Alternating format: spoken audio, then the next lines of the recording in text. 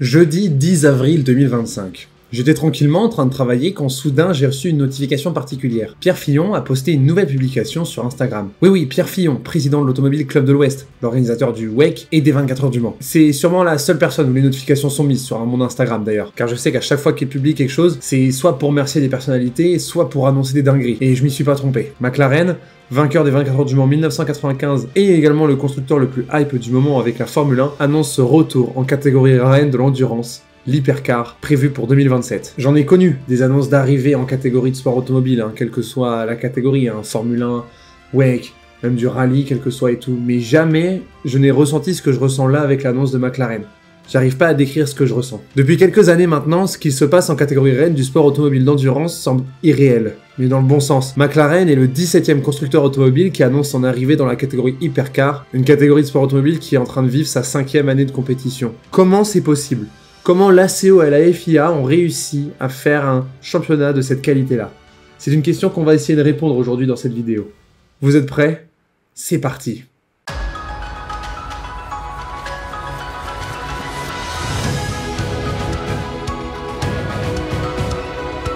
Commençons par un peu de contexte pour comprendre les bases de cette catégorie, mais vraiment les bases de chez base. La particularité des courses d'endurance, c'est les différentes catégories qui y participent en même temps. Ça a commencé dès le début des courses d'endurance. Au 24 heures du Mans 1923, les toutes premières, les catégories étaient réparties en fonction de la puissance des moteurs en centimètres cubes. Et il y en avait 6 différentes. Cela permettait aux spectateurs de mieux identifier ce qu'ils attendaient de leur future voiture, donc de leur futur achat. Très pratique en vrai. Au fur et à mesure du temps, les catégories sont devenues de plus en plus précises en ce qui concerne le règlement. Et aujourd'hui, en endurance, on peut distinguer deux grandes familles, les GT et les prototypes.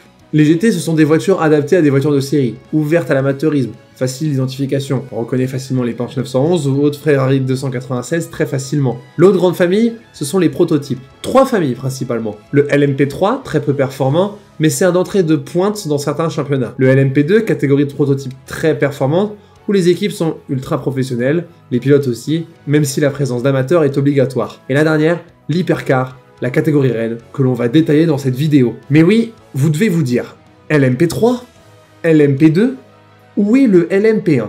Eh ben le LMP1, c'est la grande sœur directe de l'Hypercar. Le LMP1 a connu ses dernières 24 heures du Mans en 2020, sans spectateurs à cause du Covid. Dommage ça. Mais le LMP1, en une vingtaine d'années, a connu de très belles histoires. En tête d'affiche, le duel incroyable Audi versus Peugeot, dont j'ai fait une vidéo l'année dernière, mais aussi la triade Porsche, Audi, Toyota qui a suivi. Mais le LMP1 a très mal fini, à cause du Dieselgate et des coûts stratosphériques que représentaient les amendes que le groupe Volkswagen a dû payer. Environ 25 milliards d'euros d'amendes, partout dans le monde, pour avoir dû tout refaire d'un point de vue norme, rappeler en urgence 11 millions de véhicules et gérer l'après, les conséquences, travailler sa nouvelle image.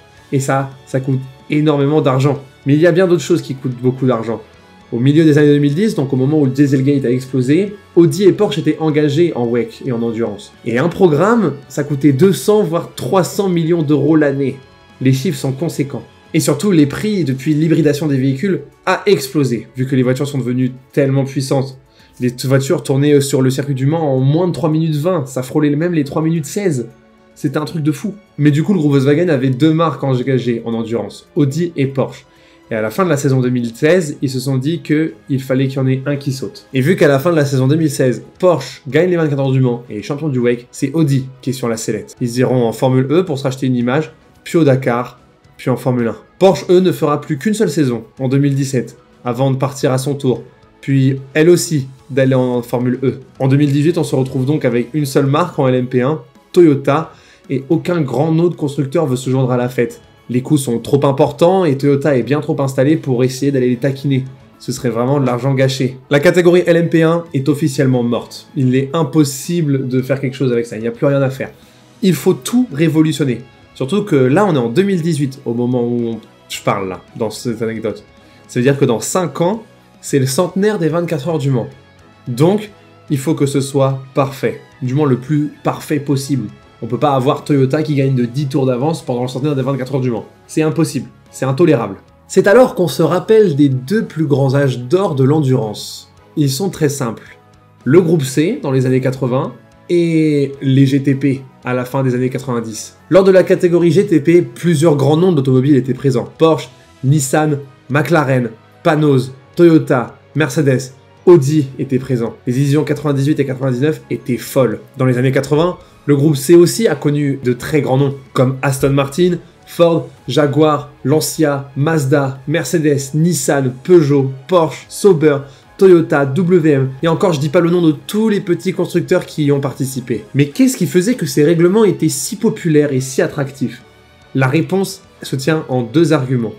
La limitation des coûts et la liberté. Si je prends l'exemple du groupe C, en gros c'est très simple. Tu pouvais amener le châssis, l'aéro, le moteur que tu voulais, tant que ta consommation était normée. C'était l'une des seules phrases qu'il y avait dans le règlement. Du coup, Porsche pouvait amener un flat 6, s'il voulait, Jaguar pouvait amener un V12, Mercedes pouvait amener un V8, et c'est ce qu'ils ont fait. Et la liberté était folle. Et on peut sans parler non plus de Mazda qui a ramené un moteur rotatif, ça c'était encore plus zinzin. Et en plus, les coûts de développement, pour l'époque, ils étaient pas si chers que ça. C'est ça qui faisait le grain de cette catégorie. Et pour le GTP, ce qui était cool, c'est que les voitures étaient pour la plupart issues de voitures de route. Ça donnait des dingueries comme la Porsche GT1, la Toyota GT1, la Mercedes CLR, 3 énormes dingueries. On a donc nos deux ingrédients secrets. Du coup, l'objectif de la CO est de rendre la catégorie reine de l'endurance beaucoup plus attractive que le LMP1 actuel. Et avec ce que j'ai dit en respectant cette limitation des coûts et en augmentant la liberté de conception, la CO a très bien travaillé. Et juste avant les 24 heures du Mans 2018, le vendredi, donc la veille du départ, ils organisent chaque année une conférence de presse où ils annoncent les nouveautés. Souvent, le calendrier de la saison prochaine, quelques nouveautés réglementaires, etc. C'est donc le vendredi 15 juin 2018 que la CO présente son tout nouveau règlement, l'Hypercar.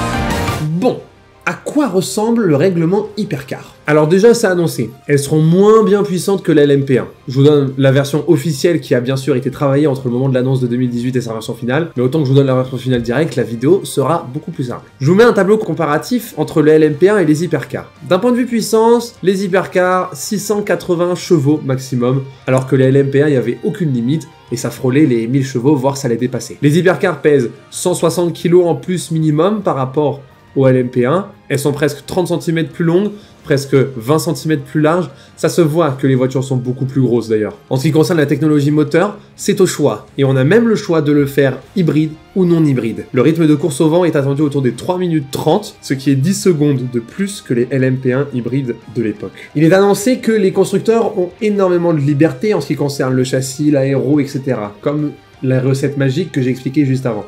La seule chose qu'ils doivent respecter, c'est de rentrer dans une certaine fenêtre de performance pour pouvoir appliquer ce qu'ils appellent la BOP, la Balance of Performance. En gros, c'est un système qui permet à toutes les voitures présentes dans cette catégorie d'être un petit peu nerfées ou buffées en fonction de leur véritable performance pour que toutes les voitures soient théoriquement et idéologiquement respectables et idéales et égalitaires en termes de performance. C'est ça l'objectif de la BOP et c'est ça l'objectif de l'Hypercar. En tout cas, c'est la promesse.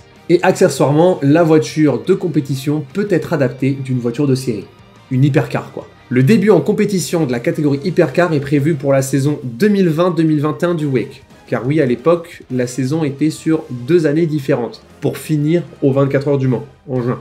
Mais donc, à un moment de l'annonce jusqu'au début de la première saison d'Hypercar, les constructeurs ont 2 ans de travail. C'est pas beaucoup, mais ça peut le faire quand même. La CO annonce en même temps qu'une quinzaine de constructeurs ont assisté aux conférences de presse pour essayer d'étoffer le règlement pour éviter qu'il y ait des constructeurs qui ne soient pas d'accord avec ce qui est annoncé. Ils font ça souvent, les organisateurs de championnat, ils prennent tous les constructeurs, ou du moins des représentants de ces constructeurs, puis ils discutent, ils disent voilà ce qu'on envisage et tout, et les constructeurs ils disent oui alors moi je pense qu'on pourrait faire plus comme ça, plus comme ci, etc. pour que chacun ait sa carte à jouer pour essayer de gagner. Mais du coup, la CO annonce qu'il y a 15 constructeurs qui sont présents lors des rendez-vous comme ça. 15.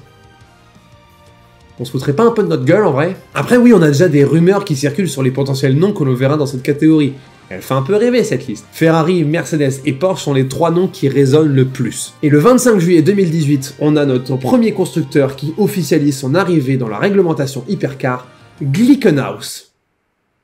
PTDR? T'es qui? Glickenhaus est un constructeur ultra indépendant venant des USA, qui donc se joindra à la fête aux 24 heures du Mans. Alors en soi ça fait plaisir cette annonce, parce que la folie des 24 heures du Mans à l'époque c'était aussi le fait qu'il y ait des petits constructeurs qui viennent se frotter au plus grand. Et là, du coup, vu que Glickenhaus arrive en compétition, et ben ça rejoint un peu ce côté âge d'or de l'endurance.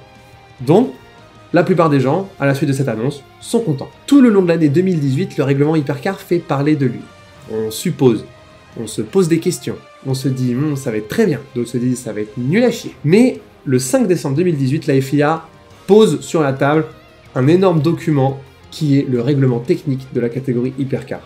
Et là, ça y est, les choses sérieuses peuvent enfin commencer. Le 14 juin 2019, lors de la même conférence de presse d'avant 24 heures du Mans, l'ACO donne le nom de 2 constructeurs qui participeront aux 24 heures du Mans 2021 avec des hypercars. Ce sont Toyota, ce qui semblait logique, et Aston Martin, qui a inscrit sa Valkyrie dans cette compétition. Et vraiment, ça fait plaisir. Aston Martin est une marque qui a remporté une fois les 24 heures du Mans, en 1959, et aussi plusieurs fois en catégorie GT. Un très grand nom s'invite à la fête, et un duel Toyota-Aston Martin, c'est du jamais vu en compétition. Ça fait rêver. Surtout que la dernière fois qu'on avait vu Aston Martin en catégorie Rennes, c'était il n'y a pas si longtemps, une petite dizaine d'années. En 2009, Aston Martin avait ramené une Lola B0960, qui se débrouillait pas mal, avec plusieurs victoires aux USA, et une 4ème place aux 24 heures du Mans en 2009. Et cette voiture a connu une évolution en 2011 avec la MR1, qu'on va oublier tout de suite. C'est le 13 novembre 2019 que le championnat va prendre une toute autre tournure, ou du moins cette réglementation, car un nouveau constructeur, un 4ème constructeur, annonce son arrivée dans cette catégorie. Ce constructeur est français, il a déjà gagné 3 fois les 24 heures du Mans, et tout le monde est ravi par son arrivée. Peugeot ira en hypercar. Quel bonheur de revoir la marque au Lyon aux 24 heures du Mans. La dernière fois, c'était en 2011. Par contre, l'arrivée de la marque au Lyon en hypercar sera en 2022, et non en 2021. Mais bon, en 2022, 3 grands constructeurs s'opposeront aux 24 heures du Mans, de 3 nationalités différentes. Quel bonheur, franchement. Le règlement Hypercar avec ses annonces est déjà une réussite, même avant son entrée en compétition. Mais on n'est clairement pas au bout de nos surprises. Avant d'aller plus loin, j'aimerais vous présenter quelque chose. Le championnat américain d'endurance, l'IMSA.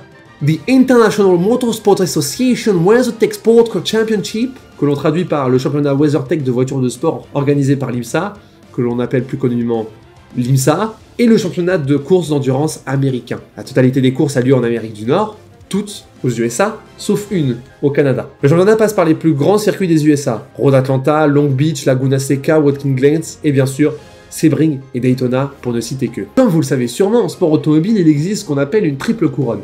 C'est un titre non officiel qui est décerné pour rassembler les 3 plus grandes courses de l'histoire du sport automobile.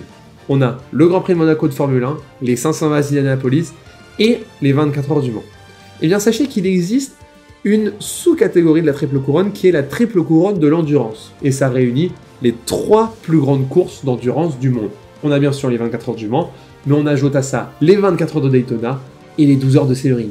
Et en fait, ces 2 dernières manches sont présentes dans le championnat IMSA, ce qui fait de l'IMSA le 2e championnat d'endurance le plus important de l'année. En 2019, on a comme catégorie reine le DPI, qui est pour faire simple la base du LMP2, où les marques ensuite changent le châssis pour le mettre à leur image. En 2019, on a 4 constructeurs qui se battent en GTP. Nissan avec l'Onrock DPI, Mazda avec sa RT24P, Acura avec sa ARX05 et Cadillac avec sa DPI VR. Ces voitures sont presque égales en compétition, rendant l'IMSA très intéressant. Mais en soi, ce ne sont que des LMP2 modifiés. Mais même si ce sont que des LMP2 modifiés, je me suis toujours dit, quand j'étais plus jeune, ce serait vraiment cool de voir les DPI se battre aux 24 heures du Mans. Mais bon, c'est un peu plus compliqué que ça. Et je pense que l'ACO et la FIA, ils savent que les gens, ils aimeraient bien voir ça. Du coup, ils ont remédié à quelque chose qui fait que ça va changer à tout jamais le règlement Hypercar.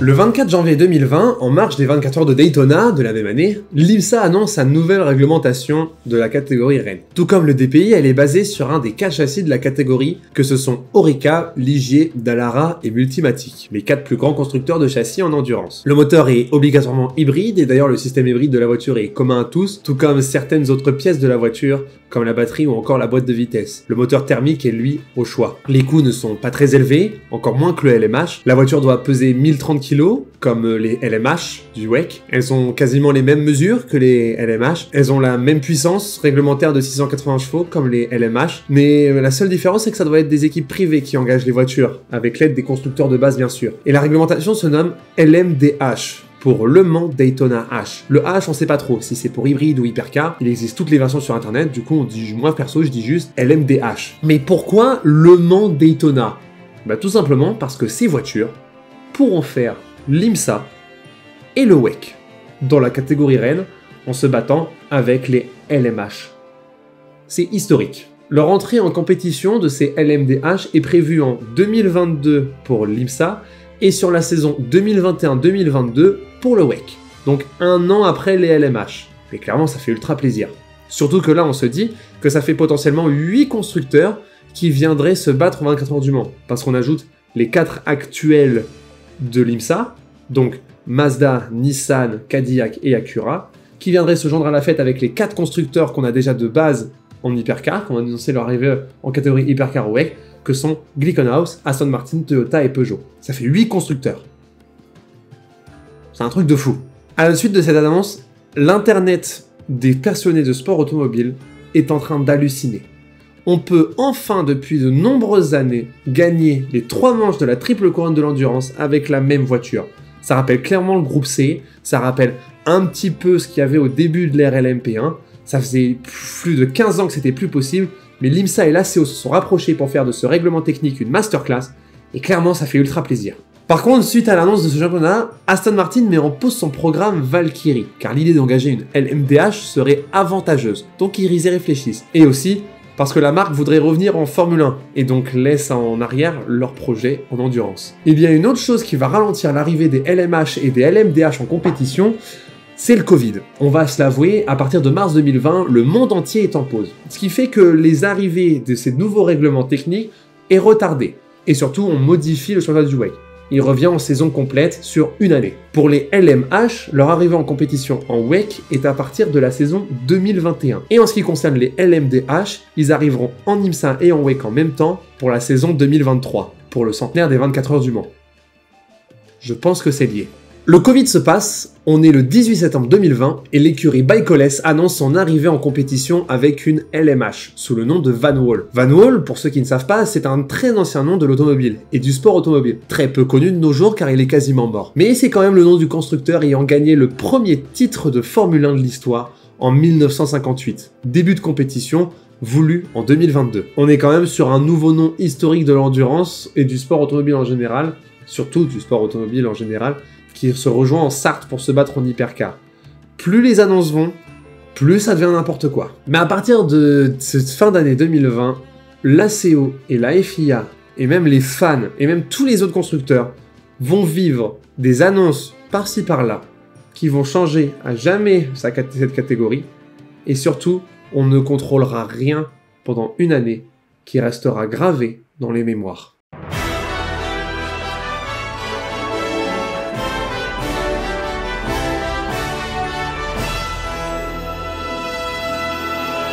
Le 30 novembre 2020, une annonce va tout changer.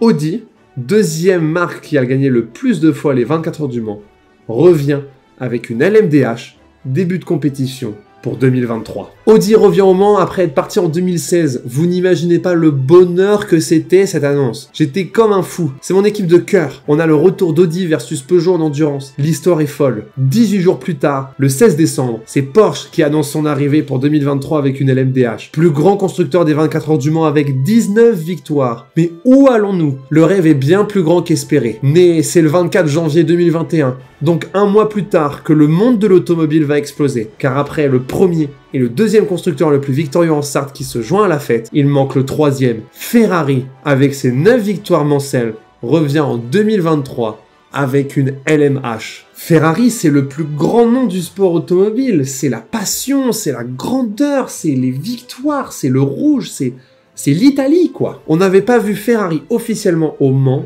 depuis 1973. C'était il y a 50 ans. On aura donc en 2023, qui se battront en 24 heures du Mans, pour le centenaire de la classique mancelle, les 3 constructeurs les plus victorieux. Les 3 cumulés, les 41 victoires pour 90 éditions. On pourra rajouter les 5 de Toyota et les 3 de Peugeot pour un total de 49 victoires en 24 heures du Mans, soit plus de 50%. C'est exceptionnel. C'est limite les saisons 2021 et 2022, on a envie de les sauter pour passer directement à 2023.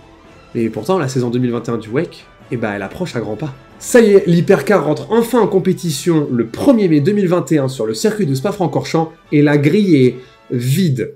Avec le désistement d'Aston Martin, Toyota engage 2 voitures, sa GR010 hybride, face à Glickenhaus qui ne sera pas présente à toutes les courses, mais aura une deuxième voiture pour Le Mans, avec sa 007 LMH. Et en prime, une LMP1 déguisée Alpine, ultra alourdie pour être dans les performances des hypercars. Lors de la saison 2021, Toyota domine en gagnant toutes les courses. Alpine avec sa A480 fera quand même une pole à Monza, et ira sur le podium à chaque course. Glickenhaus fera même un podium à Monza. Au Mans, les 5 voitures ont fini dans les 5 premières places, sans réel problème de fiabilité, avec quand même une domination de Toyota. Et vous pensez que j'ai fini de parler 2021 ? Vous n'êtes pas au bout de votre surprise, vous. Parce qu'il y a d'autres constructeurs qui arrivent.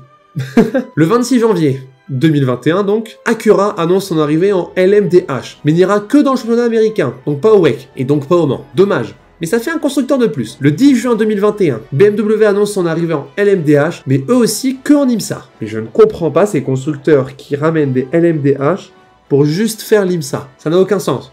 Mais bon, peut-être qu'ils décideront de venir au Mans dans les prochaines années. Le 24 août, Cadillac annonce aussi son arrivée en LMDH, mais eux, en IMSA et en WEC. Ça fait plaisir. Mais bon, Cadillac c'est pas très connu en Europe. Ça nous fera quand même plaisir de les découvrir sur la piste Mansell. Et pour finir, en 2021, on a Alpine qui souhaite aussi se joindre à la fête. Et avec une vraie hypercar cette fois, pas comme la fausse LMP1 déguisée. Ce sera une LMDH et elle arrivera pour 2024. D'ailleurs, la A480 fera la saison 2022 du WEC, mais pas celle de 2023, pour laisser Alpine se préparer pendant une saison avant d'attaquer 2024 avec leur voiture. Du coup, 2021 c'est fini, qu'est-ce qu'on a pour 2022 ?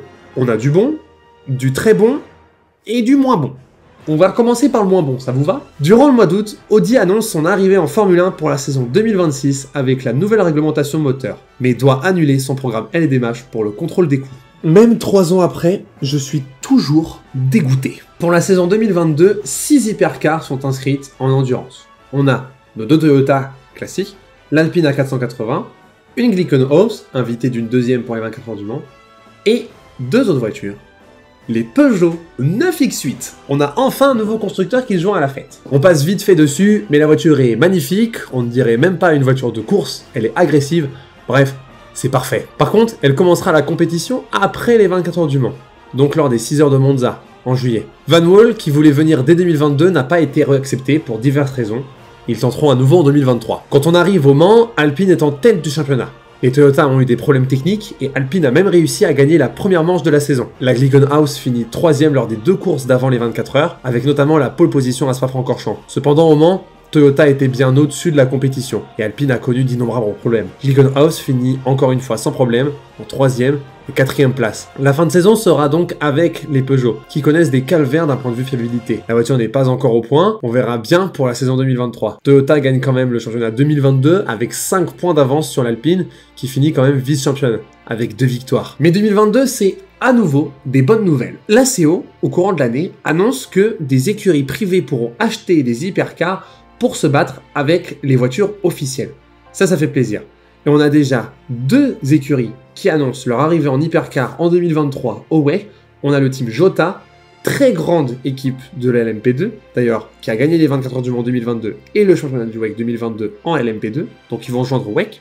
Enfin, ils vont joindre en hypercar, ça va être cool. Et on a également le team Proton Competition qui va prendre une Porsche pour sa catégorie hypercar. Le team Proton Competition, c'est un excellent team de GT. Donc ces 2 équipes-là, ça fait très plaisir de les voir avec une hypercar. Je ne sais pas où on va, c'est historique. Plus on va, plus c'est n'importe quoi.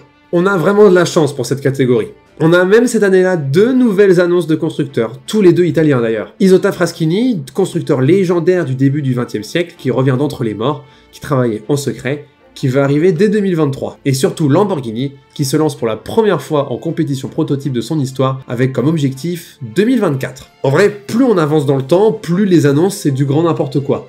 Mais du grand n'importe quoi qui fait plaisir.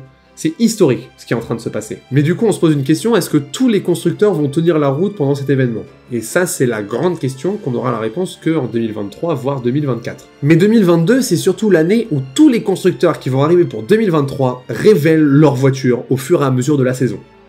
Et ça, C'était génial à vivre. Je vous présente la Porsche 963, la BMW M Hybrid V8, qui d'ailleurs annonce en même temps son arrivée en 2024 pour le WEC, et donc les 24 heures du Mans. 2023, juste l'IMSA, et en 2024, l'IMSA et le WEC. Je vous présente aussi l'Acura ARX 06, la Cadillac V-Series R, et pour finir, la Ferrari 499P. Première remarque, toutes les voitures annoncées sont magnifiques. Elles respirent la classe et surtout on reconnaît les marques, quelque chose qui était reproché au LMP1 de l'époque, de ne pas voir assez la marque de base. Mais bon oui, elles sont très belles. Mais ce n'est pas la chose qui a fait le plus parler d'un point de vue révélation d'hypercar. Pour moi, ce qui a fait le plus parler, c'est cette vidéo.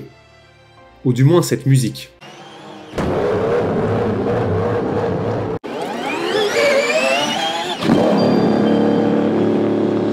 Les LMDH au démarrage passent du moteur électrique au thermique de façon très brutale. Et ça plaît. Surtout quand on entend le V8 atmosphérique de la Cadillac. Mon Dieu. Mais ça y est, l'attente est terminée. Et 2023 arrive, rendant hommage à celle de 1923, mettant en scène toutes ces nouvelles hypercars que tout le monde attend avec impatience. L'affiche est vraiment belle. Et pour la première fois de son histoire, les 24 heures du Mans se feront à huis clos. En décembre, 2 mois à peine après le début de la billetterie, tout est en rupture de stock. Mais quand je dis tout, c'est tout. En 2022, mon billet pour les 24 heures du Mans, je les ai pris En 2022, mon billet pour les 24 heures du Mans, je l'ai pris une semaine avant la course. Je les ai pris au pesage. Cette année, ce n'est plus du tout possible. C'est un truc de zinzin. Mais oui, ça y est, il est temps d'en parler. On est en 2023, la saison va commencer et on va voir ce que vont donner les LMH, les LMDH en IMSA et en WEC.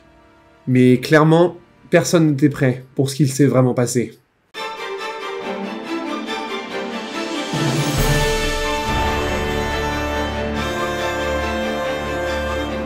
Je ne vais pas revenir en détail sur ce qui s'est passé dans la saison 2023 du WEC et de l'IMSA. La vidéo est déjà assez longue comme ça. Mais sachez que en IMSA, 10 voitures étaient engagées, pour un total de 4 constructeurs. En WEC, 13 voitures étaient engagées, pour un total de 7 constructeurs. C'est un truc de fou. Au 24 heures du Mans, en plus des 13 hypercars inscrites, dont on enlève une puisque la Porsche Proton n'arrivera que après les 24 heures du Mans, on peut ajouter 4 voitures venant de l'IMSA, ce qui fait une grille de 16 hypercars. La dernière fois qu'on a eu ce nombre dans la catégorie reine des 24 heures du Mans, c'était en 2012. Les courses sont folles, pleines de rebondissements, que ce soit en IMSA ou en WEC. Durant cette saison IMSA et WEC, 5 marques se sont imposées. Acura, Cadillac et Porsche en IMSA, Toyota et Ferrari en WEC. D'ailleurs, Ferrari ne gagnera qu'une seule course de la saison, la plus importante. Si en 2020, on m'aurait dit que Ferrari allait gagner le centenaire des 24 heures du Mans, j'aurais rigolé pendant des jours. Les 24 heures du Mans 2023, parlons-en. 5 marques ont mené la course. La météo a joué des siennes. Et Ferrari a failli causer une crise cardiaque aux 60 millions d'Italiens en mettant 1 minute à redémarrer sa voiture à 30 minutes de la fin. Avec surtout une Toyota qui commençait à remonter en flèche. Édition historique. L'IMSA et le WEC montrent des performances records, que ce soit en téléspectateurs ou en spectateurs sur place à chacun des meetings. Toyota finit champion du WEC haut la main, malgré des courses intéressantes derrière. En IMSA, c'est Cadillac qui est champion,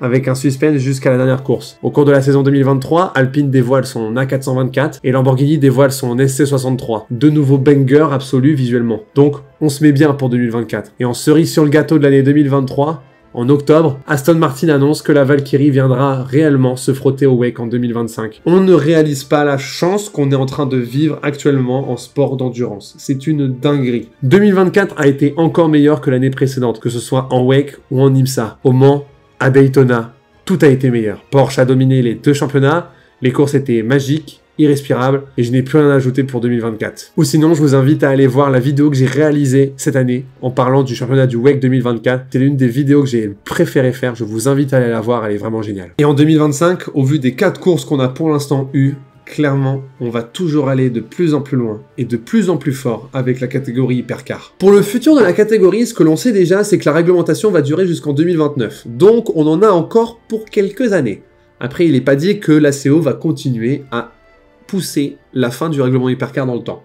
Ça, c'est encore possible. Mais comme je l'ai dit en début de vidéo, on sait qu'on aura McLaren qui va arriver en catégorie hypercar d'ici 2027. Ça, c'est cool. Et comme j'en avais parlé dans une de mes vidéos il y a quelques mois, Genesis, marque du groupe Hyundai, se joindra également à la fête pour la catégorie d'ici 2026. Mais le 31 janvier dernier, je n'en avais pas parlé en vidéo, mais Ford a également annoncé son retour en catégorie hypercar. Donc on ajoute un nouveau constructeur historique qui s'ajoute à la compétition. Ça vous dit, on fait un petit point sur ceux qui sont là et ceux qui sont pas là? Ouais, on va faire un petit point sur ce que ça donne actuellement au jour où je vous parle, en avril 2025. Sur tous les constructeurs que j'ai dit, il y a bien sûr Audi qui n'a jamais fait son programme, mais on a également 3 marques qui ne sont plus en compétition. On a Van Wall, Glickenhaus et Isota Fraschini.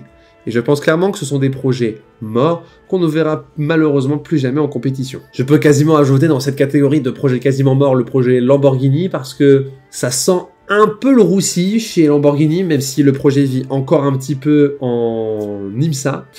Je crois pas qu'on va revoir vraiment Lamborghini, même si, je vous avoue, j'aimerais quand même la voir parce que la voiture est canon. Pour le reste, tout va bien. Tout va bien chez les autres constructeurs. Ce qui fait qu'en 2027, on aura une liste assez violente. Potentiellement, en 2027, on a Porsche, Ferrari, Toyota, Peugeot, Cadillac, BMW, Alpine, Aston Martin, Genesis, Ford et McLaren en wake, soit 11 constructeurs, minimum 22 voitures. Quid de Lamborghini? Quid de Acura Honda s'il risque de venir faire de la compétition sur le vieux continent? Et peut-être que le projet d'un championnat avec des hypercars privés tient encore la route pour la ZAN Le Mans Series, quand j'en avais parlé l'été dernier. Même si on n'a plus trop de nouvelles, ce serait tout aussi fou. Sur ces 11 constructeurs potentiels pour 2027, on comptabilise 46 victoires en 24 heures du Mans, plus les deux de 2025 et 2026, donc je ne connais pas encore l'identité. Donc, un peu moins de 50% des victoires du Mans. C'est impressionnant. Bon, je sais que je vais faire mon gars chiant, mais pour moi, il manque quand même toujours un constructeur. Audi. Si jamais vous regardez cette vidéo, s'il vous plaît, arrêtez la Formule 1. Le projet est un peu bancal. Venez là où vous avez déjà tout écrasé. Sincèrement, on vous attend avec impatience et les bras ouverts. Pour conclure, oui, nous sommes en train de vivre l'âge de platine du sport automobile d'endurance grâce au règlement hypercar. Comme quoi, la liberté à moindre coût attire. Et ça en est la preuve. 17 constructeurs vont passer dans ce règlement d'ici 2027. Et c'est historique. Ceci est littéralement du jamais vu. Oui, on pourrait chipoter sur les noms qui manquent à cette liste. Audi en tête d'affiche, bien sûr, mais qu'en est-il de Jaguar et Bentley? Respectivement les 4e et 5e constructeurs ayant le plus gagné les 24 heures du Mans. Mais avec cette présence massive de constructeurs, on peut se poser quelques questions. Qu'est-ce que ça va donner les catégories GT et les catégories LMP2? Vont-elles devenir de moins en moins populaires? Vont-elles devenir obsolètes, qu'on va arrêter? J'espère pas en arriver là. Est-ce que du coup, le championnat privé d'hypercar qu'ils avaient annoncé potentiellement pour la ZAN Le Mans Series, est-ce qu'il va toujours exister? Est-ce qu'il est toujours sur les tables? Qu'en est-il de... Est-ce qu'on va devoir faire des choix sur savoir quel constructeur on va devoir accepter ou non sur la grille? On s'est mis dans une situation impensable il y a 4 ans. Il y a trop de monde. C'est à la fois excitant, tout comme c'est terrifiant. La CO devra dire non à des constructeurs pour les 24 heures du Mans? Si oui, comment ça marche? Je sais que dit comme ça annonce terrifiant, mais on arrive à cette situation-là parce que on a 11 constructeurs qui vont venir en 24 heures du Mans. Et ça, clairement, on vit une période rêvée, c'est un truc de fou. C'est donc maintenant qu'il faut en profiter, et je vous invite à nous joindre dans cette aventure de l'endurance, à la vivre, car clairement, c'est une dinguerie ce qu'on vit. Merci l'ACO, la FIA et l'IMSA d'avoir pondu ce règlement hypercar. C'est magique. Dites-moi ce que vous en pensez dans les commentaires, ça me ferait vraiment plaisir. Dites-moi quel est votre hypercar préféré. Et je vous donne rendez-vous très vite pour la suite. La bise.